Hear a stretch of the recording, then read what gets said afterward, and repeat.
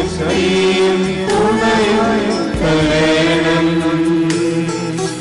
ത്രിത്വൈക ദൈവത്തിനും സ്തോത്രമുണ്ടാകണം.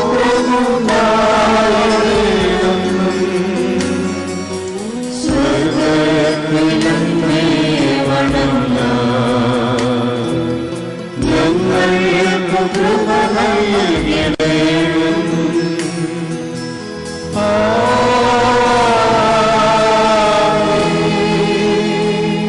പരിശുദ്ധ പരമ ദിവ്യകാരുണ്യത്തിന്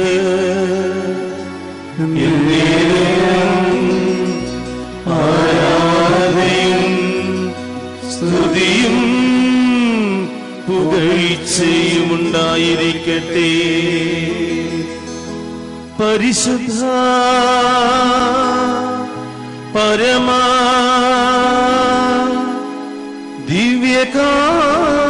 ദിവ്യകാരുണ്യത്തിന് എന്നേരവും ആരാധനയും സ്തുതിയും പുകഴ്ചയുമുണ്ടായിരിക്കട്ടെ. പരിശുദ്ധ പരമ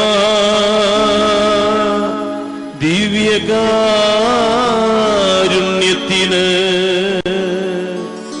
എന്നേരവും ആരാധനയും സ്തുതിയും പുകഴ്ചയുമുണ്ടായിരിക്കട്ടെ. ഒരിക്കലും മറക്കുവാൻ കഴിയാതെ യേശുവിൻ സാന്ത്വനം മനസ്സിൽ ഒരിക്കലും മറക്കുവാൻ കഴിയാതെ യേശുവിൻ സാന്ത്വനം മനസ്സിൽ എത്രയോ ധന്യം എന്റെ ജന്മം എങ്ങനെ ചൊല്ലും നന്ദി നാഥ എന്നെയും കൈക്കൊണ്ടു നീ ജീവനിൽ സ്നേഹമായി മാറി. എത്രയോ ധന്യം എത്രയോ ധന്യം എന്റെ ജന്മം എങ്ങനെ ചൊല്ലും നന്ദി നാഥ എന്നെയും കൈക്കൊണ്ടു നീ ജീവനിൽ സ്നേഹമായി മാറി. ഒരിക്കലും മറക്കുവാൻ കഴിയാതെ യേശുവിൻ സാന്ത്വനം മനസ്സിൽ ഒരിക്കലും മറക്കുവാൻ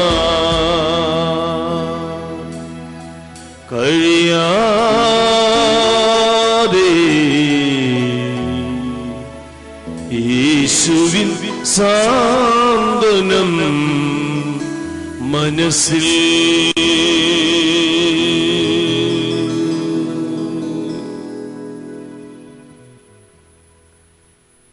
പരിശുദ്ധ പരമദീവികാരുണ്യത്തിന് പരിശുദ്ധ പരമദീവികാരുണ്യത്തിന് പരിശുദ്ധ പരമദീവികാരുണ്യത്തിന് കാര്യങ്ങൾക്ക് ബേസിലേക്ക് നോക്കി നമ്മുടെ എല്ലാ നിയോഗങ്ങളെയും തമ്പുരാന്റെ കാര്യങ്ങളിൽ സമർപ്പിച്ചുകൊണ്ട് നമുക്ക് പ്രാർത്ഥിക്കാം. ആത്മീയമായും സാമ്പത്തികമായും നമ്മുടെ കുടുംബങ്ങളെ പരിപോഷിപ്പിക്കുവാൻ വേണ്ടി പ്രാർത്ഥിക്കാം. എല്ലാ വൈശാസിക തിന്മകളിൽ നിന്നും അപകടങ്ങളിൽ നിന്നും ആപത്തുകളിൽ നിന്നും രോഗങ്ങളിൽ നിന്നും ക്ഷുദ്രകോപങ്ങളിൽ നിന്നും നമ്മളെയും നമ്മുടെ കുടുംബങ്ങളെയും കാത്തു സംരക്ഷിക്കണമേ എന്ന് നമുക്ക് പ്രാർത്ഥിക്കാം. പഠിക്കുന്ന എല്ലാ വിദ്യാർത്ഥികളെയും പരീക്ഷ കഴിഞ്ഞ് നല്ല റിസൾട്ടിന് വേണ്ടി കാത്തിരിക്കുന്നവരെയും ഇനി പരീക്ഷ എഴുതേണ്ടതായ എല്ലാ മക്കളെയും ദൈവസന്നിധിയിൽ അർപ്പിച്ചുകൊണ്ട് നമുക്ക് പ്രാർത്ഥിക്കാം. കുഞ്ഞുങ്ങളില്ലാത്ത ദമ്പതിമാരെ, ഗർഭിണികളെ, ഉദരശിശുക്കളെ, കൈക്കുട്ടികളെ, വൃദ്ധജനങ്ങളെ, വീടില്ലാത്തവരെ, പുരയിടമില്ലാത്തവരെ, വാടക കൊടുത്ത് ജീവിക്കുന്നവരെ, വസ്തു വാങ്ങൽ വിൽക്കന നടക്കാത്തവര്, സാമ്പത്തിക കെടുതികൾ അനുഭവിക്കുന്നവര്, അതുപോലെ തന്നെ വിവാഹം നടക്കാത്തവര്, ജോലി സംബന്ധമായ തടസ്സങ്ങള്, തൊഴിൽ മേഖലയിലെ സ്തംഭനങ്ങള്, മറ്റെല്ലാ തൊഴിൽ മേഖലകളിലെ എല്ലാ സ്തംഭനങ്ങളെയും ദൈവസന്നിധിയിൽ അർപ്പിച്ചുകൊണ്ട് നമുക്ക് പ്രാർത്ഥിക്കാം. നമ്മുടെ പ്രാർത്ഥനാ സഹായം ആവശ്യപ്പെട്ടിരിക്കുന്ന എല്ലാവരെയും, പ്രത്യേകിച്ച് രോഗികളായിട്ടുള്ളവര്, മാനസികമായ വേദന അനുഭവിക്കുന്നവര്, വിശ്വാസം നഷ്ടപ്പെട്ടവര്, പാപാവസ്ഥയിൽ കഴിയുന്ന നമ്മുടെ കുടുംബനാഥന്മാര്, കുടുംബിനികള്, മക്കള്, യുവതി യുവാക്കള്, അതുപോലെ തന്നെ മദ്യത്തിനും മയക്കുമരുന്നിനും മറ്റ് ദുശ്ശീലങ്ങൾക്കും കൂട്ടുകെട്ടുകൾക്കും തെറ്റായ സ്നേഹബന്ധങ്ങളിലും പ്രേമബന്ധങ്ങളിലും ഇട്ട് അലഞ്ഞു പോകുന്ന എല്ലാ മക്കളെയും തമ്പുരാന്റെ കരങ്ങളിൽ കൊടുത്തുകൊണ്ട് നമ്മൾക്ക് പ്രാർത്ഥിക്കാം. വിശുദ്ധ പിതാവിന്റെയും പരിശുദ്ധ കന്യകമറിയത്തിന്റെയും വിശുദ്ധ അന്തോനിസിന്റെയും മധ്യശക്തിയാൽ എല്ലാവിധ അസ്വസ്ഥതകളിൽ നിന്ന് പൂർണ്ണമായി വിടുതൽ നൽകി നമ്മളെയും നമ്മുടെ കുടുംബങ്ങളെയും കാത്തു സംരക്ഷിക്കണമേ എന്ന് നമുക്ക് പ്രാർത്ഥിക്കാം. ഇവിടെ ലഭിച്ചിരിക്കുന്ന അപേക്ഷകത്തുകളുടെ നിയോഗങ്ങളെല്ലാം സമർപ്പിച്ചുകൊണ്ട് പ്രാർത്ഥിക്കാം. നമ്മുടെ ഇതിലും അതിലും മുമ്പിലും പിൻപിലുമായി നിൽക്കുന്ന എല്ലാ മക്കളെയും ദൈവസന്നിധിയിൽ സമർപ്പിച്ചുകൊണ്ട് പരിശുദ്ധപരമാ ദിവ്യകാരുണ്യത്തിന്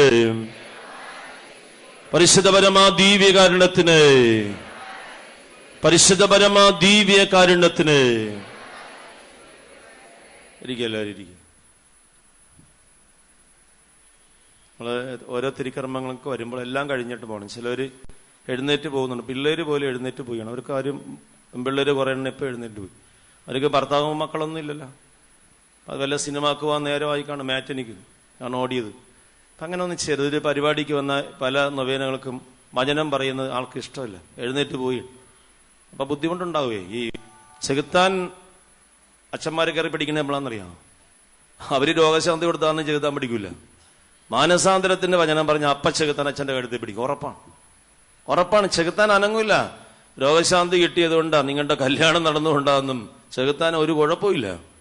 പക്ഷേ മാനസാന്തരപ്പെടുത്താൻ ചെകുത്താൻ അനുവദിക്കില്ല. ഉറപ്പാണ്. അപ്പൊ അതാണ് ആ പ്രലോഭനം പിള്ളേർക്ക്. അന്തോണീസ് ഉണ്ണിയാളൻ വചനം പറഞ്ഞ ഏറ്റവും വലിയ മഹാനാണ്. അന്തോണീസ് ഉണ്ണിയാളുടെ നാവ് പോലും അഴിയാതിരിക്കുന്ന നിങ്ങൾക്കറിയാലോ. ഇന്നുകൊണ്ട് എല്ലാ ശരീരം അഴിഞ്ഞു പോയിട്ടും ആ നാവ് പരിശുദ്ധമാക്കി ഇന്നും ദൈവം കാത്തു സൂക്ഷിച്ചിരിക്കുന്നു. പച്ച നാവ് ഇന്നുണ്ട്. ആ ചില്ലിന്റെ കൂട്ടിലിട്ട് വെച്ചിരിക്കുകയാണ്. ഒരിക്കൽ വിശുദ്ധ അന്നത്തെ ബെനവന്തൂർ ബിഷപ്പാണ്. ഇപ്പൊ അദ്ദേഹം വിശുദ്ധനാണ്. അദ്ദേഹം അത് കയ്യിലെടുത്തു, ആ നാവ്. എന്നിട്ട് പറഞ്ഞു, ഓ വിശുദ്ധ നാവേ, വചനം പറഞ്ഞ നാവേ, നിനക്ക് സ്തുതി. അന്തോണീസ് ഉണ്ണിയാളുടെ നാവ് ഇന്നും അഴിയാതിരിക്കണേ. ഓർക്കണം, അദ്ദേഹത്തിന്റെ വചനം ഭയങ്കര പവറാണ്, ഭയങ്കര ശക്തിയാണ്. ഒരിക്കൽ അദ്ദേഹം കുമ്പസാരക്കൂട്ടിലിരിക്കുമ്പോൾ ഒരു പെൺകുട്ടി കുമ്പസാരിക്കാൻ വന്നു. അന്തോണീസ് ഉണ്ണിയാളിനിരിക്കുമ്പോൾ ആ പെൺകുട്ടി കുമ്പസാരിക്കാൻ വന്നു. അവളൊക്കെ ക്യൂ നിൽക്കുകയാണ്. പക്ഷെ അവൾ വന്നിട്ട് വീണ്ടും പുറകിലേക്ക് പോകും. ചെകുത്താൻ അവളെ സമ്മതിപ്പിക്കുന്നില്ല, കുമ്പസാരിപ്പിക്കും. പലതവണ വന്ന് അവളെ പുറകോട്ട് പോയി. അപ്പൊ പുണ്യാളനത് കണ്ട് കുമ്പസാരക്കൂട്ടിലിരുന്നു.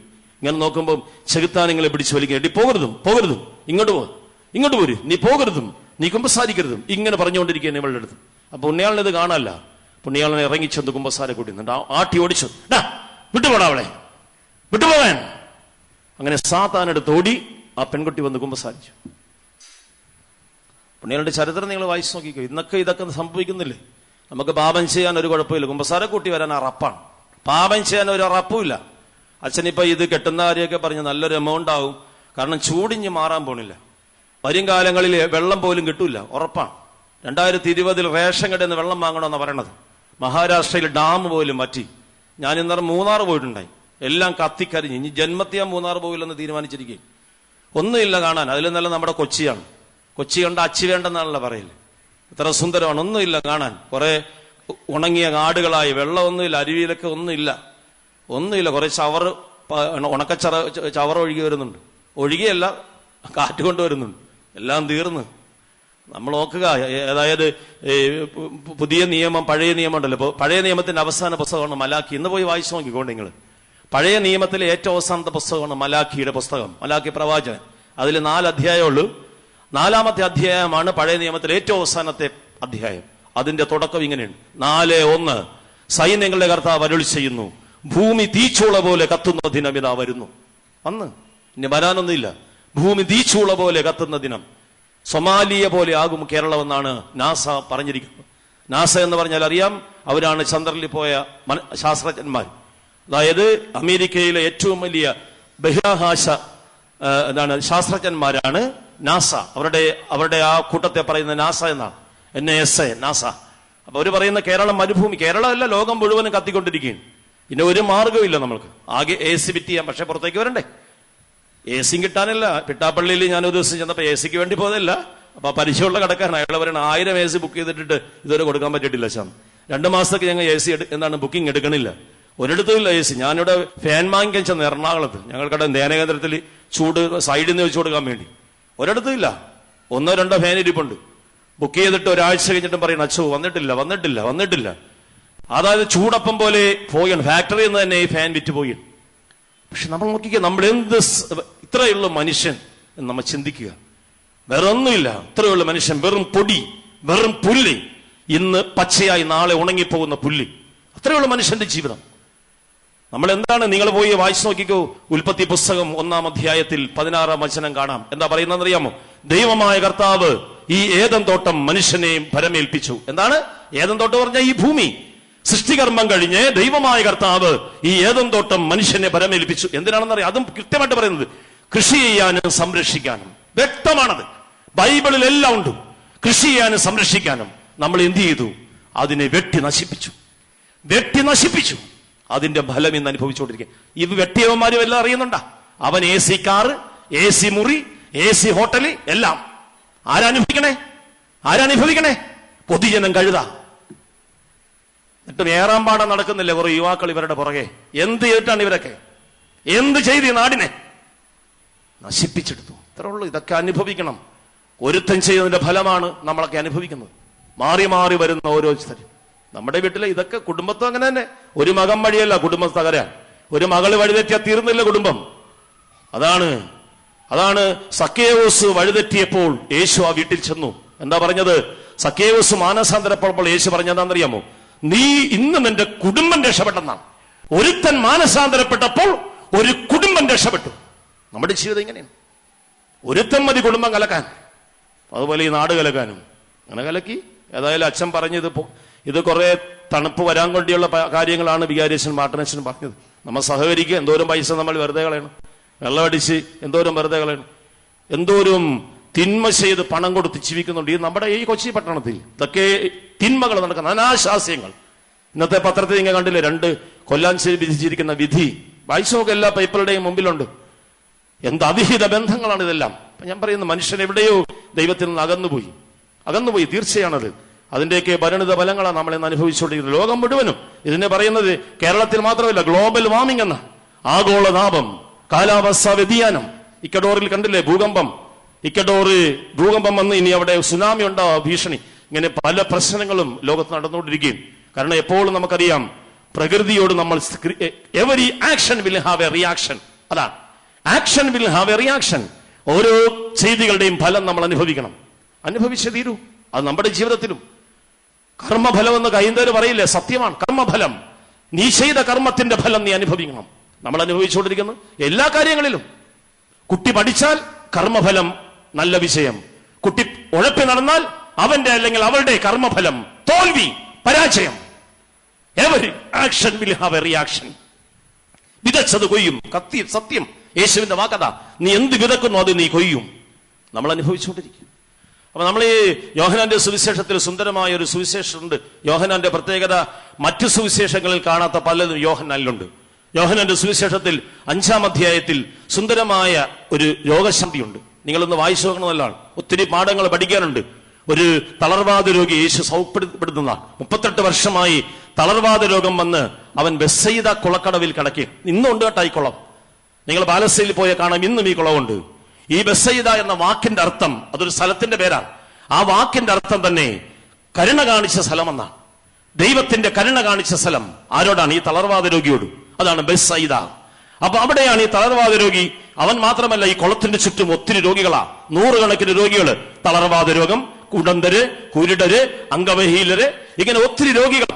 അവർക്ക് വേറെ യാതൊരു രക്ഷയില്ല, അത്ഭുതമല്ലാതെ വേറെ. മുടന്തന്റെ മുടന്നു മാറുവോ അത്ഭുതമില്ലെങ്കിൽ, കുരുടന്റെ കണ്ണിന് ആഴ്ച കിട്ടുവോ അത്ഭുതമില്ലെങ്കിൽ, തളർവാദ രോഗിയുടെ തളർവാദം മാറുവോ അത്ഭുതമില്ലെങ്കിൽ.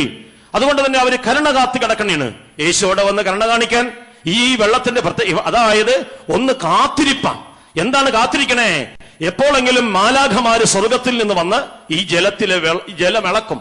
ഈ കുളത്തിലെ വെള്ളം ഇളക്കി കഴിയുമ്പോൾ ആ ഇളകുന്ന സമയത്ത് ആരാദ്യം ചാടി വീഴുന്നു അവന് സൗഖ്യം കിട്ടും. ആരാകട്ടെ ആദ്യം ചാടി വീഴുന്നവൻ സൗഖ്യപ്പെടും. അതുകൊണ്ടാണ് ഇവര് വന്നിങ്ങനെ കട്ടകൂടി കിടക്കണേ. പക്ഷെ എന്താ പറ്റുക? അപ്പൊ എന്താണ്? നമ്മൾ കാത്തിരിക്കണം. നമ്മുടെ പ്രാർത്ഥന എന്ന് പറയും. ചിലര് പറയും, അച്ഛാ 9 നൊവേന കൂടി അച്ഛാ, 18 നൊവേന കൂടി അച്ഛാ, ഒരു കാര്യമില്ല, ഒന്നും കിട്ടിയില്ല അച്ഛാ. അതാണോ തമ്പുരാൻ പറയണേ? തമ്പുരാന്റെ മുമ്പിൽ നമ്മുടെ കണക്കൊന്നും പോടില്ല. God acts in time. God acts in time. God is never early. God is never late. But God acts in time. ദൈവം സമയത്ത് പ്രവർത്തിക്കും. അതാണ് ആ സമയത്തിന് വേണ്ടി കാത്തിരിക്കുന്നതാണ് വിശ്വാസം എന്ന് പറയണേ. അതാണ് അവർ കാത്തു കിടക്കണേ. എന്താണ്? എപ്പോഴാ മാലാഹമാര് വന്നെന്ന് അവർക്കറിയില്ല. വിളമിളക്കാൻ ഈ സമയത്ത് ചാടി വീഴാൻ കാത്തു കിടക്കണേ. എപ്പോഴാ ദൈവാനുഗ്രഹം കിട്ടുന്നത് നമുക്കറിയില്ല. നിരന്തരം നീ പ്രാർത്ഥിച്ചുകൊണ്ടിരിക്കാൻ. അങ്ങനെയാണ് മാൻ പ്രപ്പോസസ്, ഗോഡ് ഡിസ്പോസസ് എന്ന് പറയണേ. മനുഷ്യൻ കൊതിക്കുന്നു, ദൈവം വിധിക്കുന്നു. അപ്പൊ നമ്മൾ കാത്തിരിക്കണം. ഒന്ന് കാത്തിരിക്കുക. രണ്ടാമത് എന്താണ്? ജലം ഇളകുമ്പോ ചാടി വീഴണം. മനുഷ്യന്റെ പ്രയത്നമാണ്. അതും വേണം അത്ഭുതം കിട്ടണമെങ്കിൽ. നമ്മൾ അനങ്ങാതിരുന്നാൽ പറ്റില്ല. യോഹന്നാന്റെ സുവിശേഷത്തിന്റെ 2-ാം അധ്യായത്തിൽ കാണുന്നു കാനായിലെ കല്യാണം. ഇതും മറ്റു സുവിശേഷങ്ങളില്ല. അവിടെയും നമ്മൾ കാണുന്നത് യേശു അത്ഭുതം പ്രവർത്തിക്കുന്നത് എങ്ങനെയാണ്? അവര് വെള്ളം നിറച്ചപ്പോഴാണ്. അല്ലെങ്കിൽ വെള്ളം നിറക്കാൻ പറഞ്ഞപ്പോ പറയാൻ പറ്റില്ല, നിനക്ക് വീഞ്ഞ് മാറ്റി പരിചയമുണ്ടാ? ഞങ്ങളല്ലേ കലവരക്കാര്, നിനക്ക് വീഞ്ഞിനെ കുറിച്ച് എന്തറിയാം? പിന്നെ നീ എന്തിനാ വെള്ളം നിറക്കാൻ പോകുന്ന കലവരക്കാർ ചോദിച്ചില്ല. യേശു പറഞ്ഞത് അവരനുസരിച്ചു. അവിടെ അത്ഭുതം നടന്നു. മനുഷ്യന്റെ പ്രയത്നം വേണം. അവിടെ ഇല്ലാതെ അത്ഭുതം നടക്കില്ല. മീൻ പിടിക്കാൻ പോയ ശിഷ്യന്മാര് മീൻ പിടിച്ചതൊന്നും കിട്ടിയില്ല. യേശു പറഞ്ഞു ആഴത്തിലേക്ക് വലയിറക്കടാ, വലതുവശത്ത് വലയിറക്കടാ. കണ്ടാ, അവിടെയും പറയുന്നത് മനുഷ്യന്റെ പ്രയത്നമാണ്. എവിടെയും ലാസറിനെ ഉയർപ്പിക്കാൻ ചെന്നപ്പോഴും യേശു പറഞ്ഞു കല്ലെടുത്ത് മാറ്റണ മക്കളെ, എങ്കിലേ യേശു അത്ഭുതം പ്രവർത്തിക്കുള്ളൂ. 5 അപ്പവും 2 മത്സ്യവും കൊണ്ട് മറ്റുള്ളവർക്ക് ഭക്ഷണം ഇരട്ടിപ്പിച്ചപ്പോഴും എന്താണ് യേശു പറഞ്ഞത്? നിങ്ങളുടെ കയ്യിൽ എന്തുണ്ട്? എടുക്കത്. നിങ്ങളുടെ പ്രയത്നം എന്താണ്? എടുക്ക്. നിങ്ങൾ കൊണ്ടുവന്ന എന്താണ്? എടുക്ക്. ചില പിള്ളേര് വരാറുണ്ട് മഞ്ഞമ്മയിൽ ധ്യാനകേന്ദ്രത്തിൽ. ആണ്ടർസച്ച പരീക്ഷ ഏതറിയാലോ, ഞങ്ങൾക്ക് വേണ്ടി പ്രാർത്ഥിക്കണം. ഞാൻ ചോദിച്ചു പഠിച്ചാ വല്ലതും? പഠിച്ചെങ്കിൽ പിന്നെ എന്തിനാ അച്ഛനടുത്ത് വരുന്നത്? ഇതാണ് പിള്ളേരുടെ ചിന്ത. അന്തോണി സുണ്ണിയാള് ഞങ്ങളുടെ കള്ളനെ കഞ്ഞി വെക്കാനിരിക്കല്ലേ? പഠിക്കാത്തവർക്ക് ഉഴപ്പി നടക്കുന്നവരെ പാസ്സാക്കാനിരിക്കല്ലേ? മാലടം അന്തോണി സുണ്ണിയാളൻ. പഠിക്കുന്നവരിങ്ങോട്ട് വരാനാ പറയണേ. എന്നാണ് ഈശോ പറയണേ? അധ്വാനിക്കുന്നവരെ, ഭാരം വഹിക്കുന്നവരെ നിങ്ങൾ എന്റെ അടുക്കൽ വരുവിൻ, ഞാൻ നിങ്ങൾക്ക് ആശ്വാസമേകാം. അല്ലാതെ മടിയനും അവനൊന്നും ഇവിടെ രക്ഷയില്ല. അതാണ് പ്രയത്നം. ചാടി വീഴണം. അനുഗ്രഹം കിട്ടണമെങ്കിൽ ചാടി വീഴണം, കാത്തിരിക്കണം. യേശു അതിലെ വന്നു. ഇവൻ ഇങ്ങനെ കിടക്കിയ തളർവാദ രോഗി, ഒത്തിരി രോഗികളുണ്ട്. യേശു ഏറ്റവും കൂടുതൽ അനുഗ്രഹം ഇതിനോട് തന്നെയാണ്. അതുകൊണ്ട് യേശു ചോദിച്ചു, നിനക്ക് സൗഖ്യം പ്രാപിക്കണം, ആഗ്രഹമുണ്ടോ നിനക്ക് സൗഖ്യം പ്രാപിക്കാൻ? അവൻ ആഗ്രഹമുണ്ടായി. നമ്മൾക്ക് പലരും വെറുതെ ഇങ്ങനെ വരും. ചിലര് ധ്യാനകേന്ദ്രത്തിൽ നിന്നിറങ്ങും, ഒരാഴ്ച ധ്യാനം കൂടിയിട്ടും പുറത്തേക്ക് ഇറങ്ങിയിട്ട് ആദ്യം എടുക്കുന്ന ലോട്ടറിയാണ്. അത് കാരണം അവിടെ ലോട്ടറിക്കാർ വന്നിട്ടുണ്ട്.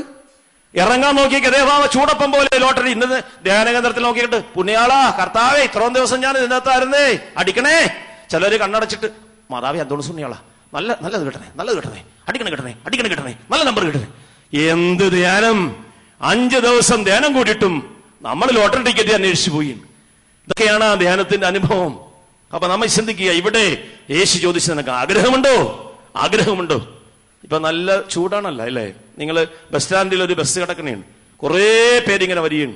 ബക്കറ്റിൽ സംഭാരം, മോരും വെള്ളം, കരിക്കും വെള്ളം, എന്ത് വേണം, എന്താണ്, അല്ലെങ്കിൽ എന്താണ് ഐസ്ക്രീം, എന്ത് വേണേലും കിട്ടും. എടുക്കൂ, നല്ല ചൂടല്ലേ, വാങ്ങിച്ചു കഴിക്കൂ. ദാഹിക്കുന്നവരൊക്കെ വാങ്ങിച്ചു കഴിക്കൂ. ആരും വാങ്ങണില്ല.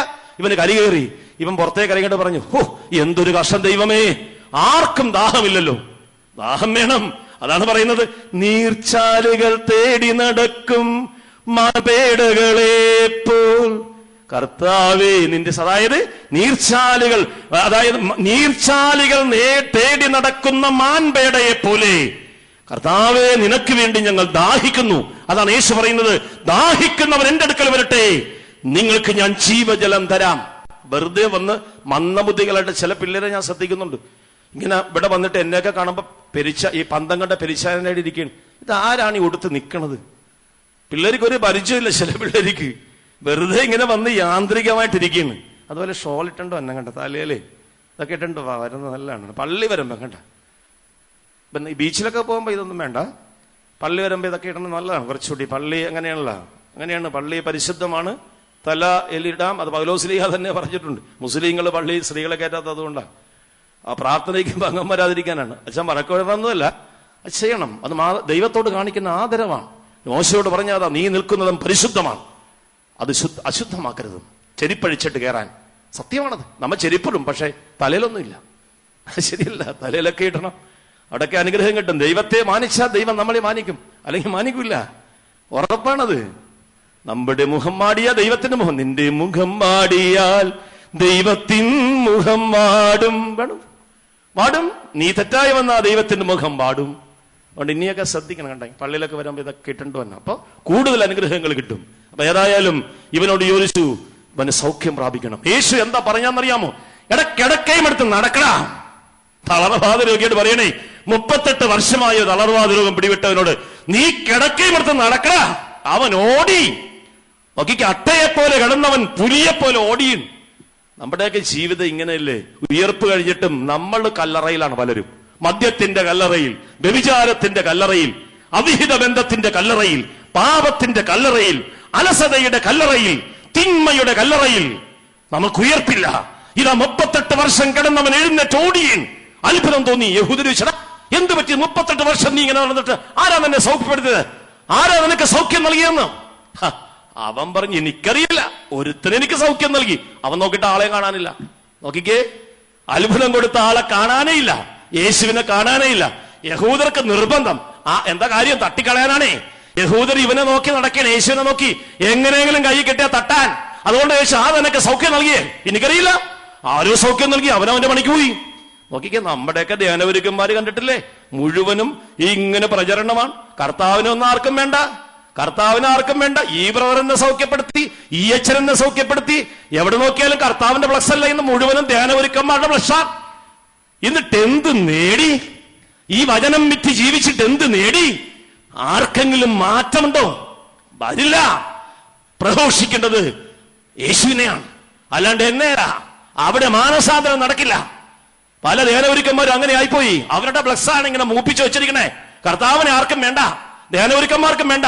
ആ ബ്രദർ എന്നെ സൗഖ്യപ്പെടുത്തി, ആ അച്ഛൻ എന്നെ സൗഖ്യപ്പെടുത്തി. പക്ഷെ യേശു സൗഖ്യപ്പെടുത്തിട്ട് യേശുവിന്റെ വഴിക്ക് പോയി. അവൻ അറിയില്ല ആരാണ് അവനെ സൗഖ്യപ്പെടുത്തിയെന്ന്. പിന്നെ അവനെ യേശു കണ്ടു. എവിടെയാണ് അവൻ? നേരെ വന്നത് ദേവാലയത്തിലേക്കാണ്. കണ്ടാ, നമ്മൾ ഇവിടെ വന്നിട്ട് ഒരു പെൺകുട്ടി പറയണം, അന്തോന്നു സുണ്ണിയാളാ, എന്റെ കല്യാണം നടക്കുന്നില്ലല്ലോ. അന്തോന്നു സുണ്ണിയാളം കല്യാണം നടത്തി തന്നു. പിന്നെ നീ ഇതിനകത്ത് കയറുവാ. കുറെ നാൾ കഴിഞ്ഞ് 2 കൊല്ലമായിട്ടും കുട്ടികളില്ല. ഉടനെ വരും, അന്തോന്നു സുണ്ണിയാളാ, കുട്ടികളില്ലല്ലോ. നോയന കൂടിയപ്പോ കുട്ടിയുടെ ലക്ഷണം കണ്ട് പിന്നെ അവള് വരില്ല. 8 മാസമായി. ഡോക്ടർ പറഞ്ഞ കോംപ്ലിക്കേഷൻ ആണ് കേട്ടാ, കുട്ടിക്ക് ഭയങ്കര അപകട നിലയിലാണ്. ഉടനെ വീണ്ടും വരും, അന്തോന്നു സുണ്ണിയാളാ, കുട്ടി അപകടത്തിലാണല്ലോ. നോക്കൂ, ഇതല്ലേ നമ്മ ചെയ്യണേ? അല്ലേ? ഈവൻ സൗഖ്യം കിട്ടിയവൻ നേരെ വന്നത് ദേവാലയത്തിലേക്കാണ്. ദേവാലയത്തിൽ വന്നപ്പോഴാണ് അവൻ യേശുവിനെ കണ്ടത്. യേശുവിനെ കണ്ടു. എന്തുണ്ട് ഇത്? യേശു എന്താ പറഞ്ഞത്? നമ്മൾ എന്നും പള്ളി വരുമ്പോൾ നമുക്കൊരു ഉപദേശം കിട്ടും. അതാണ് ഞാൻ പറഞ്ഞത്, വചനം കേൾക്കാതെ നിങ്ങൾ പോകരുത്. തമ്പുരാൻ എന്തെങ്കിലും പറയാനുണ്ടാവും. അതാണ് എന്നാണ് പരിശുദ്ധമ്മ പോലും പറഞ്ഞത്, എനിക്കൊന്നും പറയാനില്ല, അവൻ പറയുന്നത് കേൾക്കുക, അത്ഭുതം ചെയ്യും. അവൻ പറയുന്നത് കേട്ടാൽ അത്ഭുതം നടക്കും. അത് അച്ഛന്മാര് പറയുന്നതല്ല, യേശു പറയുന്നതാണ്. അതാണ് യേശു ഒരു ഉപദേശം കൊടുത്തവന്, എടാ, കൂടുതൽ അനർത്ഥങ്ങൾ നിന്റെ ജീവിതത്തിൽ സംഭവിക്കാതിരിക്കാൻ മേലിൽ നീ പാപം ചെയ്യരുതും. ഭയങ്കര അടിയാണ് കേട്ടല്ല. നിനക്ക് ഇപ്പൊ വന്ന തളർരോഗമാണ്. ഈ തളർവാദ രോഗത്തെക്കാൾ വലിയത് നിനക്ക് സംഭവിക്കും. ഇത് നിനക്ക് സംഭവിക്കാതിരിക്കാൻ മേലിൽ നീ പാപം ചെയ്യരുതും. അതാണ് ഉപദേശം. നമുക്ക് ദൈവം സൗഖ്യം നൽകുന്നതും, നമുക്ക് ദൈവം പണം തരുന്നതും, നമുക്ക് ദൈവം സമ്പത്ത് തരുന്നതും, ജോലി തരുന്നതും, പരീക്ഷയിൽ ജയിപ്പിക്കുന്നതും, വീട് പണി നടത്തുന്നതും, കല്യാണം നടത്തുന്നതൊക്കെ വീണ്ടും പോയി പാപം ചെയ്യാനല്ല, യേശുവിന് വേണ്ടി ജീവിക്കാൻ. മേലിൽ നീ പാപം ചെയ്യരുതും. പാപം ചെയ്താ നീ ദൈവത്തിൽ അകന്നു പോകും. അതുകൊണ്ട് അവൻ എന്താ ചെയ്തെന്നറിയാമോ? അവനെ യഹൂദരുടെ അടുത്തേക്ക് ചെന്നു, എടാ, നീയൊക്കെ ചോദിച്ചല്ലോ കുറച്ചു മുമ്പ് ആരെ എന്നെ സൗഖ്യപ്പെടുത്തിയെന്ന്. അവന്റെ ധൈര്യം കണ്ട, യേശു എന്നെ പിടിച്ച് കൊല്ലാൻ നടക്കുന്നവനോട് അവൻ പോയി പറയണ്, എനിക്ക് സൗഖ്യം നൽകിയത് യേശുവാണ്. നീയൊക്കെ എന്ത് ചെയ്യോടെ കാണട്ടെ, ഞാൻ പ്രഘോഷിക്കണ, എനിക്ക് സൗഖ്യം നൽകിയത് യേശുവാണ്. എന്ത് ചെയ്യും നീയൊക്കെ? അതാണ് സാക്ഷ്യം. ലിബിയ കടപ്പുറത്ത് 21 പിള്ളേരെ കണ്ടില്ലേ? യുവാക്കളെയാണ് കേട്ടാ. ഇവിടെ ഇരിക്കുന്ന യുവതി യുവാക്കളൊക്കെ ഒന്ന് ശ്രദ്ധിച്ചു കേട്ടാ. കർത്താവിനെ വിട്ട് മറ്റ് സ്ഥലങ്ങളിൽ പോയി കല്യാണം കഴിക്കുന്ന എന്തോരം പെൺപിള്ളേരുണ്ട് ഈ കർത്താവിനെ വിട്ടിട്ട് മറ്റു മതങ്ങളിൽ പോയി. അവരൊക്കെ ചിന്തിക്കാനാണ്. 21 കോപ്റ്റിക് ക്രിസ്ത്യാനികളെ ലിബിയ കടപ്പുറത്ത് കഴുത്തറുത്ത് കൊന്നു. വീഡിയോയിലൊക്കെ ഇപ്പോഴും കിടപ്പുണ്ടത് അല്ലേ? അവരോട് പറഞ്ഞു, മതം മാറിയാൽ നിങ്ങൾക്ക് ജോലി തരാം, വീട് തരാം, പണം തരാം. ഇല്ല, യേശുവിന് വേണ്ടി ഞങ്ങൾ മരിക്കാം. അവന്മാരുടെ മുട്ടുകുത്തി നിർത്തി കൈ പുറകെ കെട്ടിച്ചിട്ട് കത്തിവെച്ചു കയ്യിൽ കഴുത്തിൽ. എന്താ അവര് പറഞ്ഞെന്നറിയാമോ? കത്തി ഇങ്ങനെ പൂണ്ടുപോയപ്പോൾ oh my Jesus, oh my Jesus, oh my Jesus. അതാണ് അവസാന വാക്ക്. മഹാത്മാഗാന്ധി വെടികൊണ്ട് മരിച്ചപ്പോഴും പറഞ്ഞ എന്താ? ഹൈറാം, ഹൈറാം. എന്റെ ദൈവമേ. ദൈവ ഉള്ളിലുള്ളവനെ വിളിക്കാൻ പറ്റുള്ളത്, അല്ലാത്തവന് വിളിക്കാൻ പറ്റില്ല. എന്റെ ദൈവമേ, എന്റെ ദൈവമേ. മാർപ്പാപ്പ പറഞ്ഞ് 21 കോപ്റ്റിക് ക്രിസ്ത്യാനികളെയും വിശുദ്ധരാക്കണം. യേശുവിന് വേണ്ടി മരിച്ച ഈ 4 നൂറ്റാണ്ടിന്റെ വിശുദ്ധർ, രക്തസാക്ഷികൾ. നമ്മളൊക്കെ ചിന്തിക്കണം സ്നേഹമുള്ളവരെ. ദൈവം നമ്മൾക്ക് സൗഖ്യം നൽകുന്നത് ദൈവത്തെ പ്രഘോഷിക്കാനാണ്. അതേ, എനിക്ക് സൗഖ്യം നൽകിയത് യേശുവാണ്. അതല്ലേ ആ തോമാശ്ലീഹായും പറഞ്ഞില്ലേ, എന്റെ കർത്താവേ, എന്റെ ദൈവമേ. ഉണ്ടാ യേശു പറഞ്ഞത്, കാണാതെ വിശ്വസിക്കുന്നവർ ഭാഗ്യവാന്മാർ. തോമാ, നീ എന്നെ കണ്ടതുകൊണ്ട് വിശ്വസിച്ചു, കാണാതെ വിശ്വസിക്കുന്നവർ ഭാഗ്യവാന്മാർ. നമുക്ക് മുട്ടുമേ നൽകാം. മുട്ടുമേ നിന്നുകൊണ്ട് ഗായക സംഘത്തോട് ഒരുമിച്ച് പാടാം. നീ കർത്താവാണെന്നും നീ ദൈവമാണെന്നും ഞാൻ വിശ്വസിക്കുന്നു, ഞാൻ പ്രഖ്യാപിക്കുന്നു. കാര്യങ്ങൾക്ക് യേശുവിലേക്ക് നോക്കിക്കേ. നമുക്ക് ബുദ്ധിമുട്ടുണ്ട്, എനിക്കറിയാം. നല്ല ചൂടാണ്, നല്ല വിയർപ്പാണ്, ഒക്കെ ഉണ്ട്. എല്ലാം തമ്പുരാന് സമർപ്പിക്കുക, പ്രാർത്ഥിക്കുക. നാടിന് മാറാൻ, കാലാവസ്ഥ നന്നാകാനൊക്കെ പ്രാർത്ഥിക്കുക. മഴ പെയ്യട്ടെ, ഭൂമി ഒന്ന് തണുക്കട്ടെ. എല്ലാ നിയോഗങ്ങളും തമ്പുരാനിൽ കൊടുത്തുകൊണ്ട് ആ തളർവാദ രോഗി കിടക്കയുമെടുത്ത് എഴുന്നേറ്റ് പോയി. അവൻ പള്ളിയിലേക്ക് ചെന്ന് യേശുവിനെ കണ്ട് അവൻ പോയി പ്രഘോഷിച്ചു, എനിക്ക് സൗഖ്യം നൽകിയത് എന്റെ കർത്താവാണ്, യേശുവാണ്. നമുക്കും പ്രഘോഷിക്കാം. കരങ്ങൾ കൂപ്പി യേശുവിലേക്ക് നോക്കിക്കൊണ്ട് ഒരുമിച്ച് പാടാം. നീ കർത്താവാണെന്നും നീ ദൈവമാണെന്നും. കർത്താവാണെന്നും നീ ദൈവമാണെന്നും ഞാൻ വിശ്വസിക്കുന്നു, ഞാൻ പ്രഖ്യാപിക്കുന്നു. പാടുകല്ലോ. കർത്താവാണെന്നും നീ ദൈവമാണെന്നും ഞാൻ വിശ്വസിക്കുന്നു, ഞാൻ പ്രഖ്യാപിക്കുന്നു. യേശുവേ രക്ഷകാ, കർത്താവേ നാഥനേ. യേശുവേ രക്ഷകാ, കർത്താവേ നാഥനേ. നീ അധിപതിയാണെന്നും നീ ഉടയവനാണെന്നും ഞാൻ വിശ്വസിക്കുന്നു, ഞാൻ പ്രഖ്യാപിക്കുന്നു. നീ അധിപതിയാണെന്നും നീ ഉടയവനാണെന്നും ഞാൻ വിശ്വസിക്കുന്നു, ഞാൻ പ്രഖ്യാപിക്കുന്നു. യേശുവേ രക്ഷകാ, കർത്താവേ നാഥനേ. യേശുവേ രക്ഷകാ, കർത്താവേ നാഥനേ. നീ സൃഷ്ടാവാണെന്നും നീ ബാലനാണെന്നും ഞാൻ വിശ്വസിക്കുന്നു, ഞാൻ പ്രഖ്യാപിക്കുന്നു. നീ സൃഷ്ടാവാണെന്നും നീ ബാലനാണെന്നും ഞാൻ വിശ്വസിക്കുന്നു, ഞാൻ പ്രഖ്യാപിക്കുന്നു. യേശുവേ യേശുവേ ഹല്ലേലൂയ, ഹല്ലേലൂയ, ഹല്ലേലൂയ.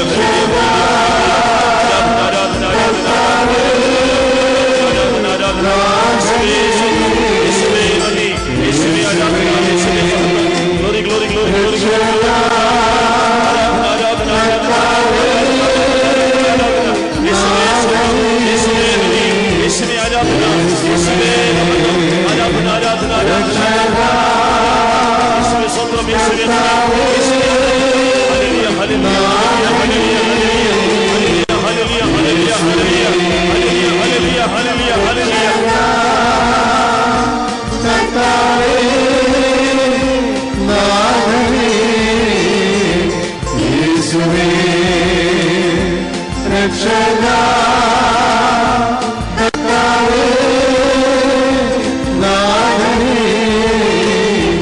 യേശുവേ രക്ഷകാ, കർത്താവേ നാഥനേ.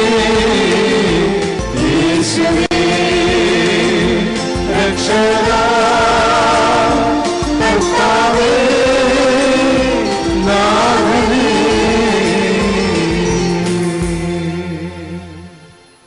പരിശുദ്ധ പരമാദീവികാരുണ്യത്തിന്, പരിശുദ്ധ പരമാദീവ്യകാരുണ്യത്തിന്, പരിശുദ്ധ പരമാദീവ്യകാരുണ്യത്തിന് ആരാധനയും സ്തുതിയും പുകഴ്ചയും ഉണ്ടായിരിക്കട്ടെ.